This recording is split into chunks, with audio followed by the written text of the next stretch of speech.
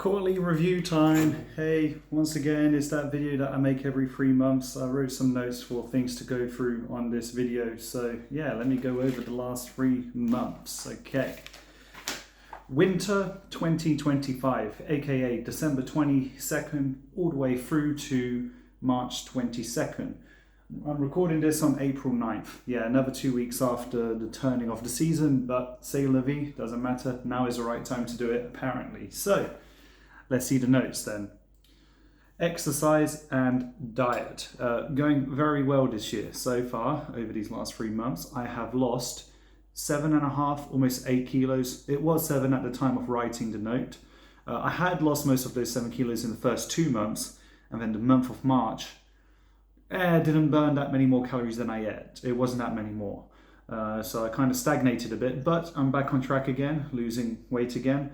Making good progress in terms of that goal. What am I doing? I'm exercising. I've been breaking my records of long distance runs.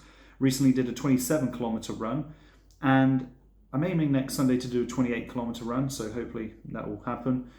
By the end of the year, the big goal is to run a marathon in Porto on, I think, the 2nd of November. That's 42 kilometers. So by doing 27, 28, 29, 30, gradually ramping up those kilometers, letting my body get used to those long distances. I'm also doing calisthenics, so yeah, I'm getting swole, can't you tell? So that's also some muscle exercises. Not as good, of course, for building muscle as going to the gym would be, but at least I'm maintaining some strength with my body weight, which is good. So yeah, that's the exercise and diet going very well this year. Also did a half marathon officially in less than 2 hours, which is a decent enough time, you know. It only put me in the top 60% of runners, so you got to pitch out of everyone going to this event, 60% of them were ahead of me. I don't mind that. But my goal was to do less than 2 hours in an official marathon, and the conditions were really tough. I'm not used to running in the heat, and it was a particularly hot day. I'm sweating. I'm so sweaty right now. I'm about to clean the apartment after recording this video, and I'm going to have a shower because of how hot it is. Anyway.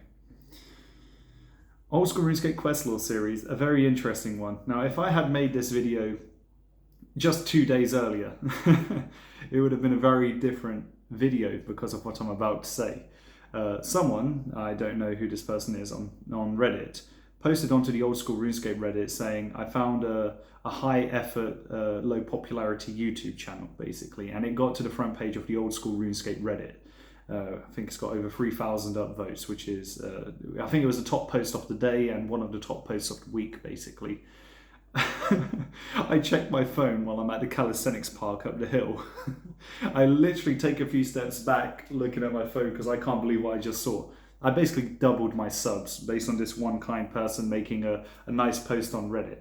That was really a pleasant surprise, and it motivates me to make the last 3 videos that I had planned out.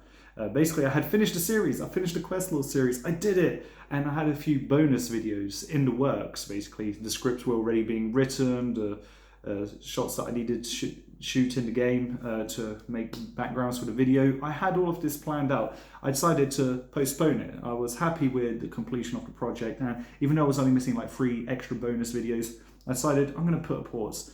Wow, lo and behold, thank God I put that pause, because now I've got double the audience to expose these videos to, which also motivates me to make the videos even higher quality. So I jumped from 1.3 thousand subscribers already to 2.5 thousand and climbing still as there's people see that post on Reddit, which is just crazy. So shout out to the user called The Evelyn on Reddit for shouting me out. Wow, what a boost, what a pleasant surprise. Also, because I managed to hit my goal of on YouTube of hitting over 1,000 subscribers and 4,000 hours watch time, those are the requirements for you to get monetization on your channel. I now have adverts on my Old School RuneScape channel, which means I'm making a bit of money, and so far I've already made 20 quid in earnings. Cool, 20 quid, not bad, eh? You're not actually allowed to withdraw until you reach, I think, 70 quid or something like that, 60 or 70 quid. But with this recent boost and with a few videos that I've got in the pipeline, I think maybe even this year I'll be able to treat myself to a few nice meals just based on all the effort that I've put into the RuneScape videos. So it's nice to have a little numeric monetary value attached to it. I obviously made the series without expecting any reward or to make anything massive out of it financially. That was never the goal, or to get the big numbers. I knew that would just be a byproduct of putting the effort in. And so I'm happy to say that the project is complete. I've got a few bonus videos to make. I've got another project series in the future for when I'm super motivated to get into the old school RuneScape videos again. I've been reading a lot, and I've been tracking my reading progress. I've been cracking through a bunch of books this year that are short books, between, the smallest one is 100, but they're typically on average around 200 pages, these books that I've been reading. And I've got a bunch, that go up to 300 pages, which is more standard for book size. And I've got a few big books that I want to read as well, but before I tackle the big books, I'm reading the shorter books. I've really been enjoying right now Feel Good Productivity by Ali Abdaal, a fantastic YouTuber. Really inspired me to make these videos, actually, because he's the one who said you're better off making quality videos after you've made a quantity of 200 videos, even though they're not high quality. You might stop yourself from making videos if they're not high quality by thinking, oh, other people judge me, or oh, well, if my videos are not good enough. It's like, yeah, you're much better off making high quality videos after you've made a large quantity of videos first. Anyway, this is just one specific point I could have picked so many to represent lessons I've gotten from Ali Abdaal, and this book is just fantastic. It's like really good, so highly recommend it. And yeah, a lot of the books I've been reading, I've been considering whether I should be doing book reviews on them, but that's not been my motivation as of late to make videos on them.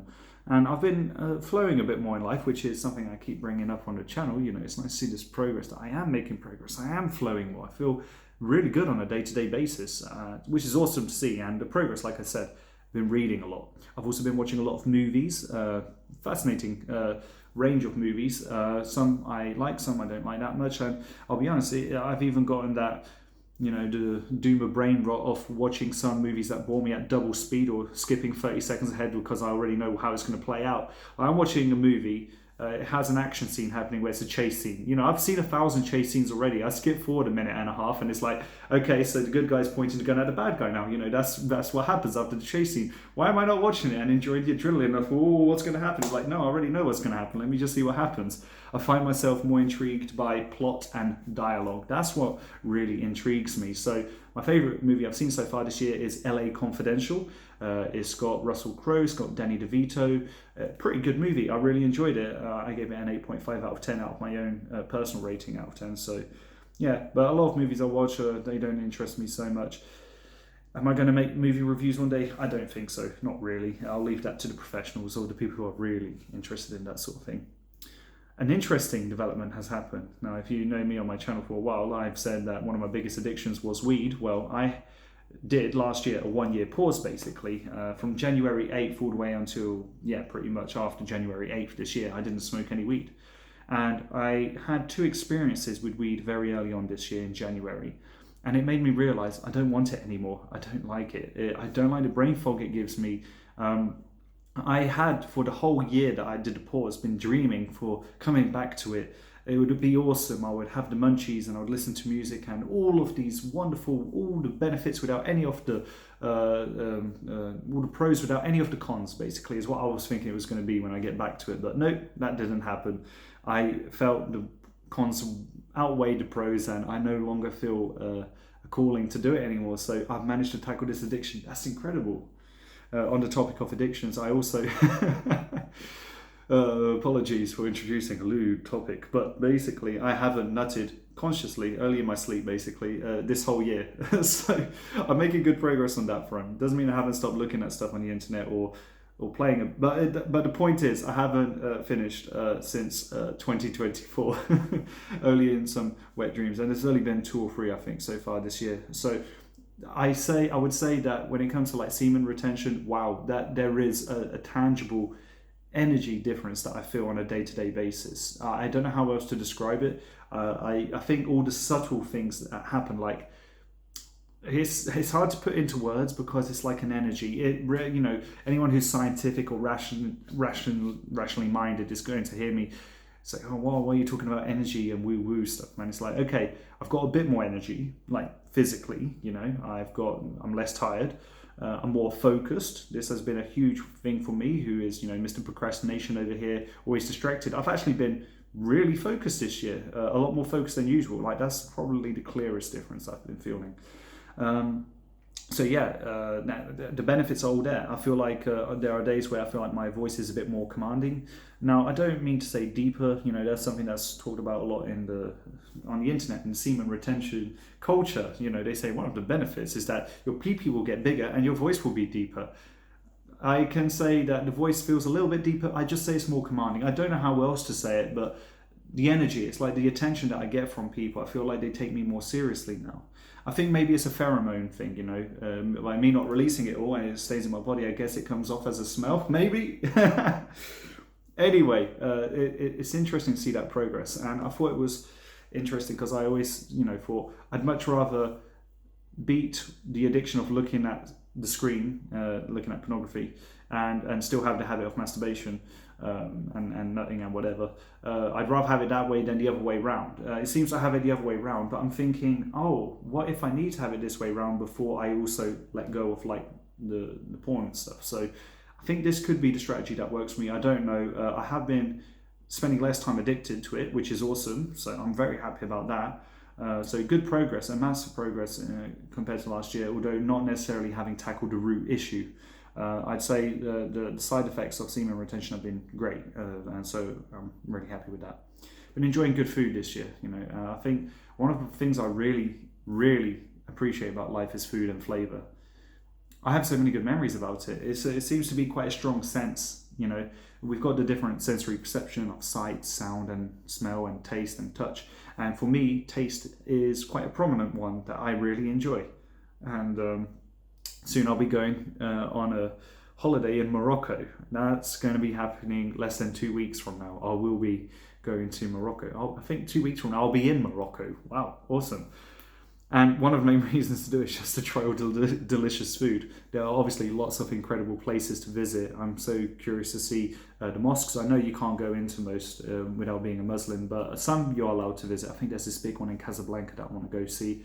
I want to see the architecture. I want to experience the flavor. I know that 99% of the people in the country are so happy to have visitors see what it's like and experience their culture.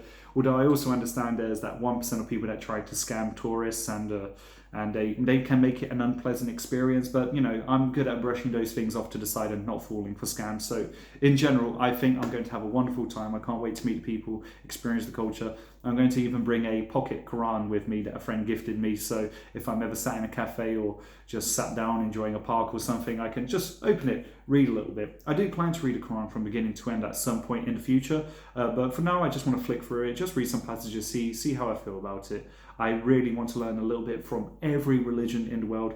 I'm going to be finishing the Bible this year. That's one of my goals this year. I did more than 50% of the Bible last year. I'm going to finish it this year.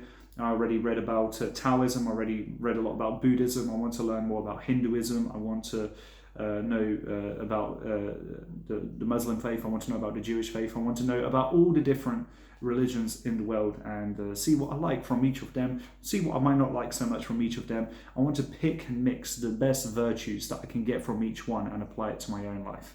You know, and not a religion but a philosophy that I like is Stoicism. That one, you know, it has had such a profound effect on me, like probably more than any religion. The philosophy of Stoicism has had a positive effect on me. So I'm always learning and curious, and so I'll be taking the pocket Quran with me and reading that and experiencing the culture. And like I said, good food. I've been enjoying good food this year. My God, I am so grateful to have the wonderful experiences of flavor that I get to have. Portugal's great for food.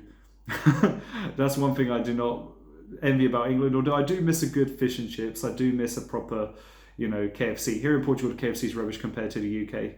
I do miss a lot of things about the UK cuisine, you know, and good curries. I mean, here we've got some good Indian, so I won't complain about that. But anyway, limerence, that's a word. You probably don't know what it means. I can't really describe what it means. It's basically differentiated from love. There's a form of love which is unconditional. You just feel it for a person. It doesn't necessarily need to be reciprocated. It's just a good feeling that you have, right? That you share with others. But limerence is when you idolize a person. It's when you put them on a pedestal. It's when you're absolutely head over heels in love. And basically, it describes, in a nutshell, the experience that I've had in the past of being in love. Dr. K made a video on it, better than 99.99% of videos I've ever watched in my life. This struck right to my core. And so I made a post on the Healthy Gamer subreddit talking about my experience of limerence. My God, was that a wall of text. I've never written so much in my life. It was a crazy, crazy wall of text. I had so much to say about the topic because the video was just sparking all the light bulbs, basically. You got to picture that. I felt so seen, like so many of the pathways in my brain were like being active by the video. Anyway, Limerence, I've bought the book Love and Limerence by Dorothy something, can't remember her surname. It's another book that I'm going to read this year. It's on my bookshelf, 300-page book, and yeah, just understanding myself way better this year than I have any other year of my life. I'd say one of the best things about this year so far, these last 3 months of the year, compared to the previous years of my life, ever since I started properly doing this self-help, self-development journey, which was at the end of 22 years old, beginning of 23 years old, 3.5 years have passed since I started this journey. A lot of it is documented on this channel. And I can say, without a shadow of a doubt, I have made incredible progress. I am in a fantastic place right now compared to where I was years ago. So many things culminating together, so many different tidbits of how to be more productive, less distracted, less procrastination, working towards goals, checking items off, daily progress, tracking your progress. And I've really managed to appreciate the effort that I've been putting in this whole time. So that's just an incredible feeling to get to a position of like, wow, I am in a much better place than I was 3.5 years ago, and it's notable, and I'm so grateful for that.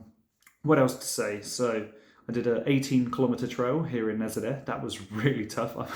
I was less than 50 meters from the finish line when my legs completely cramped and froze up. Oh my God, it was painful. It's such a painful experience when you're cramping up. And luckily there was a volunteer firefighter there who managed to stretch my muscle out, stretch my leg.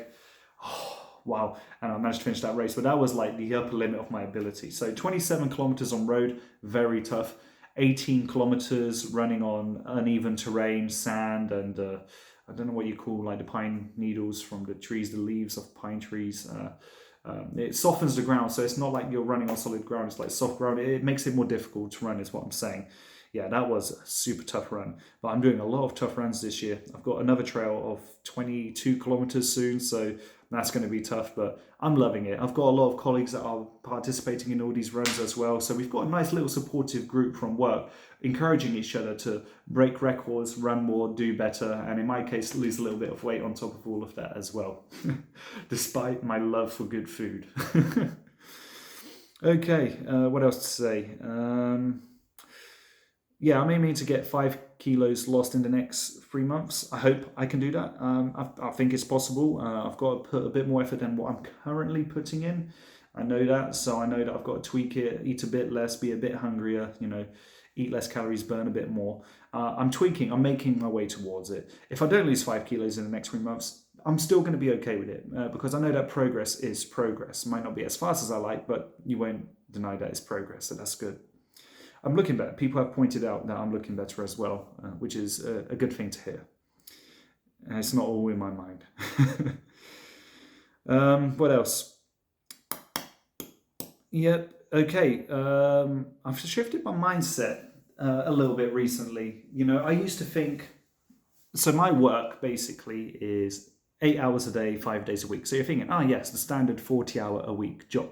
But I was including in those 40 hours, I'm going to add to it, I said, the 1 hour lunch break I have, because I'm forced to have this lunch break when, if I didn't have this lunch break, I would be home an hour earlier. So in my mind, it was less than an hour of free time. Instead of having, I calculated with the travel time, the waiting for the shuttle to come pick me up to work and take me back, and the lunch break. Instead of being a 40-hour week, I was picturing it as a 52.5-hour week. Yeah, that's time specifically going to work, being at work, lunch at work, coming back from work, all together, summed in a week. And then the rest is what I considered my free time.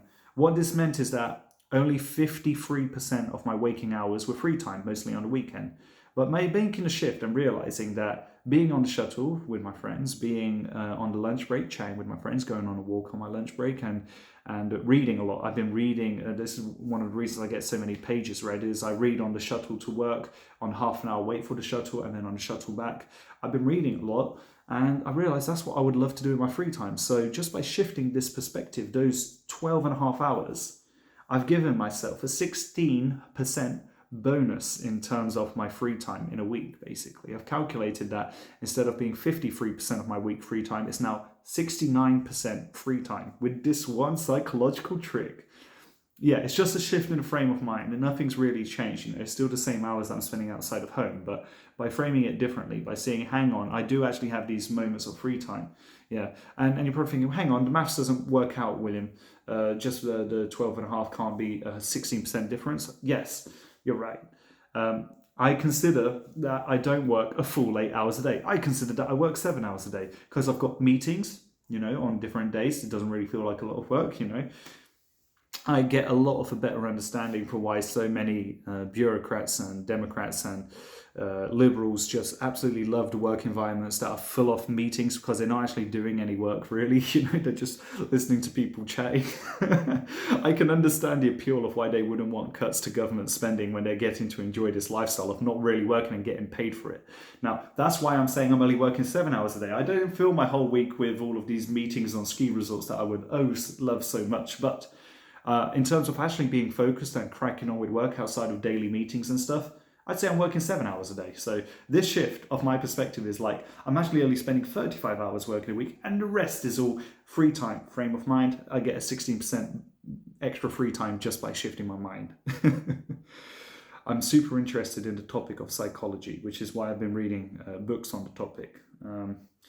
So much to learn. I read a book called Do More, Think Less, which I think would have been a particularly excellent book for me to read when I was 20 or 21 years old and in the throes of my low mood and depression and lowest point in my mental health around that age.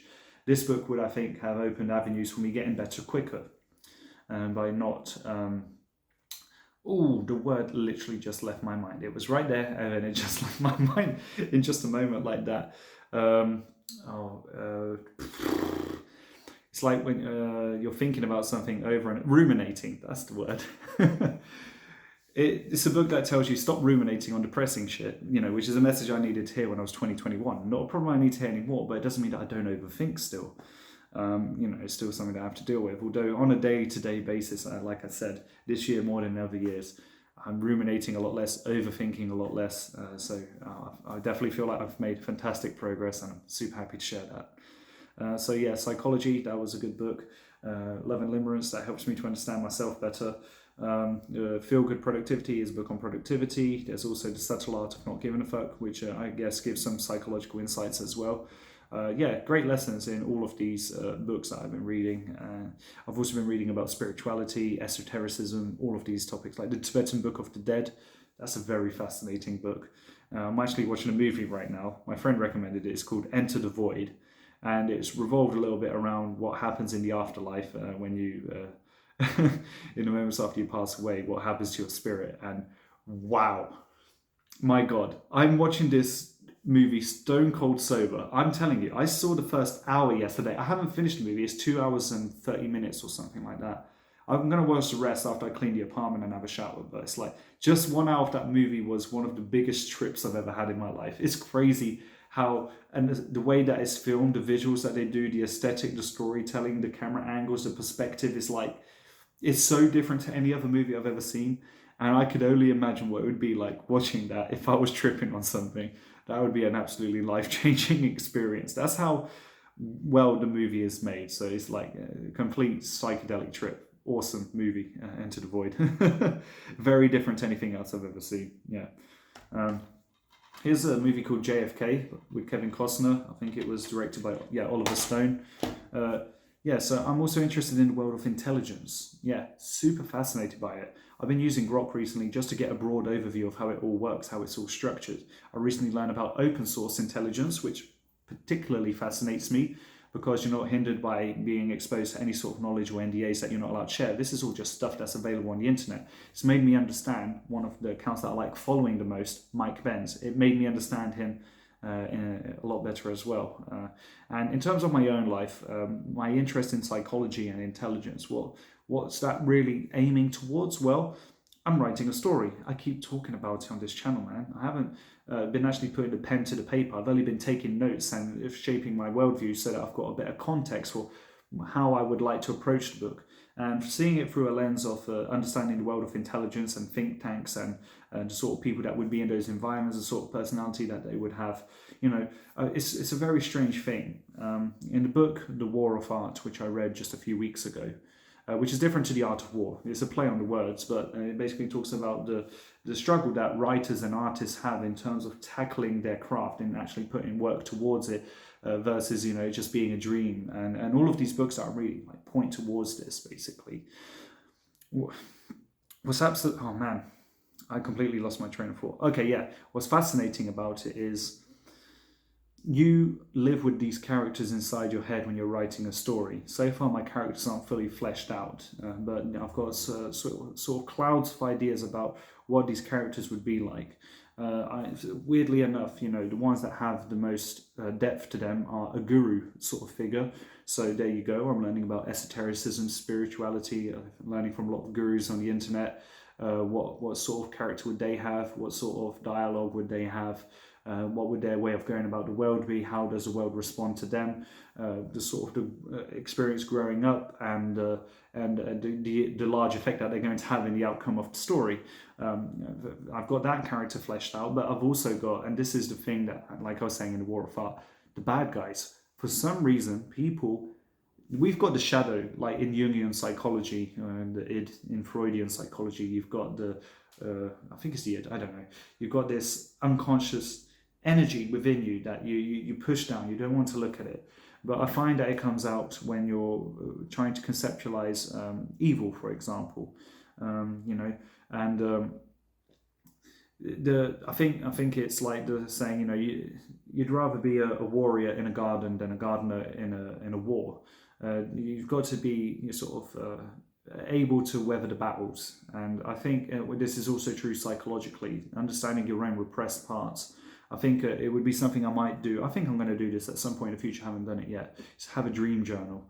But I feel like we've got these bits in our subconscious, our unconscious that we repress. But it seems that they have a certain tangible feeling when you're starting to write what a bad guy would do. And in my story, unfortunately, I say unfortunately, and it's pointed out, it seems to be the most well-written element. And one of the reasons why I'm interested in psychology and intelligence is trying to understand the mindset of a person like that. What's the sort of personality type you would be, the sociopathic, psychopathic, whatever that is, but also highly intelligent. This combination in particular is particularly scary, and I don't feel comfortable with it inside myself. And so I'm trying to find a way to give it expression through a character or a collection of characters in the story that I'm writing. All of this stemming from me just pointing out to a movie that I'm planning to watch. There's plenty of material out there on the internet, open source, that you can just learn about and get a complete shift in perspective about so many different things. It's interesting to play with these ideas. I always saw this writing of my book as something that I would like to get out of my mind. It's like ideas that are looming, loose threads. I want to put it all on paper, write it into a coherent narrative, have a first draft done, travel to the Amazon jungle, have a trip, come back, look at my first draft and say, oh, actually I could change all of this, have a second draft, and then, send that off to a editor and see if there's any light that can come from these random ramblings that are going on in my head. Whether I sell 10 copies or a lot more than that, it doesn't matter. Even if everyone that buys a copy is only my friends and family that I, share the book with. I just want to get it out there on paper. I feel like that would be a great weight lifted off my shoulders, off my chest, out of my mind. I would be able to move past that and enjoy finer things in life, like spending time with friends and family without having to think, these bad guys like Jeffrey Epstein, man, I wonder what else they got involved in, aside from the obviously scandalous pedophilia stuff, right? It's like, what else did they get involved in? It's like, you hear a little excerpt about their interest in quantum computing and quantum mechanics and physicists, and you're just wondering, why would someone like that be interested in those things and not just, leveraging economics? It's like, there's so much that we don't know that's happening behind the scenes, that what you see on the surface web only allows you to conceptualize what could even be happening. You get little inklings of, you know, deeper, darker stuff that could be happening out there, and that's enough, you know, to get the mind going. It's not obviously for everyone, this sort of mindset, and it's not my intention with this book to make any sort of grand revelation about how things are working behind the scene. It's all just a hypothesis, really. But it's also a hypothesis of good versus evil, light versus dark. You know, as much as I'm able to illustrate, you know, the darker aspects, and you can let your mind, you know, be pessimistic and cynical, and I know that naturally I've got an ability to do that, which is why I make such a great effort to be optimistic and positive on the other side, so that I'm not falling into that rut. I'm really trying to, you know, confront my shadow, so that, you know, I'm not afraid of it, and that, you know, I can let go of it and not feel burdened by it anymore.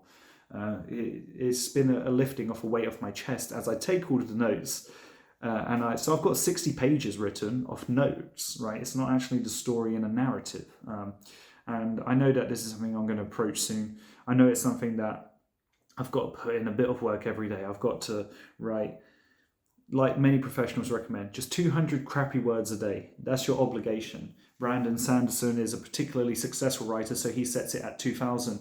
But, you know, you just have to get the ball rolling. It's the first 5 minutes of actually sitting down to write which are the most difficult. I'm sure on the tip of your tongue, you can answer the question, what's a project you've always really wanted to do, some sort of creative project or goal that you've had that you've just kept putting off and you haven't actually done anything? The most difficult 5 minutes are always the first 5 minutes, which is why it's always the most difficult, the first 200 words you write. Why it's, difficult if you don't recognize and remember all the great progress that you've made so far up to the point where you are now. Yeah. And so all of these techniques that you can learn from reading and informing yourself the right way. I find that learning just from watching YouTube videos is not as useful as learning from reading books. It's a strange thing, and the more that you read books, the better you get at reading, the quicker you are at reading. So you can get through books quicker and quicker, and you can sort of hone in what it is exactly that you're looking for in books. What I do is I have a massive list. It's got 400 lines, this book list that I want to read. I've already chipped away maybe 10% of it. What happens with this list is that I'm probably not going to read all 400, and that's fine. What I have done is use Grok. I actually used Perplexity before Grok became, you know, a popular thing. I used Perplexity to ask it to summarize every book in one sentence. I used that, and not just that, but I summarize each book in one sentence, and I say what genre is it, how many pages has it got, who's the author, and I put it all into a great table. So I've got 400 books, all with a one-sentence summary. That I know that whenever I want to read another book, I can always just go to this list and I can just, I'll just, basically I go to the list, I think I really want to read a book on this topic, and I can find it and read it and gain knowledge that way, and it's much more useful than, it's just much more useful than watching YouTube videos, I find. It's not that I haven't learned a lot and that there isn't a great way to learn there. It's just so much easier to be entertained on YouTube than it is to be learning. And I find that books is, without a doubt, the best way to go about that. Anyway, that's everything. Thank you so much for watching me ramble again. And you'll catch me again on this channel in 3 months with the next ramble. I'll tell you what the Morocco trip was like if I did manage to lose the 5 kilos, what my new best longest distance run is, and all the different challenges that I face along the way, what sort of progress I make, where am I with reading books, have I finished the Bible yet? Ooh, I think that would be a cool goal to get done in 3 months. A bit ambitious, but we'll see what happens until then. Thank you so much. I hope to continue bringing good news in the next video. Bye-bye.